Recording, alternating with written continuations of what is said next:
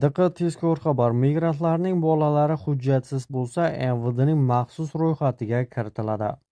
Assalomu alaykum qadrli mehmon, videodan to'liq xabardor bo'lish uchun videoga like va podpiska tugmalarini bosib qo'ying.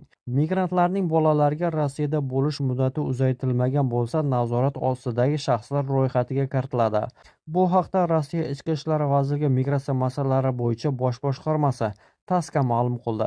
Agar voyaga yetmagan muhojirlarning farzandlari belgilangan tartibda vaqtincha bo'lish muddatini uzaytirmasa va u Rossiya Federatsiyasi hududida noqonuniy bo'lib turgan deb topiladi va avtomatik ravishda nazorat ostidagi shaxslar reyestriga kiritiladi, deyiladi xabarda.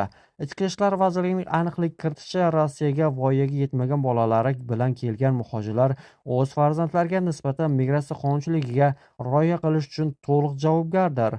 Shu jumladan migrantlarning bolalari migratsiya ro'yxatida turishi, agar RVP yoki VNJ mavjud bo'lsa, tegishli ravishda ro'yxatdan o'tkazilishi, 6 yoshdan boshlab esa davlat dastilskopik ro'yxatidan o'tishi va fotosuratga olinishi kerak.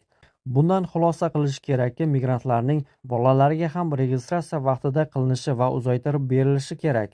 Aks holda bolalar ham maxsus reyestrga kiritiladi. Maxsus bolalar reyestriga tushgan muhojirlarning farzandlari qanday cheklovlar bilan yuzlanishi bo'yicha hech qanday ma'lumot mavjud emas.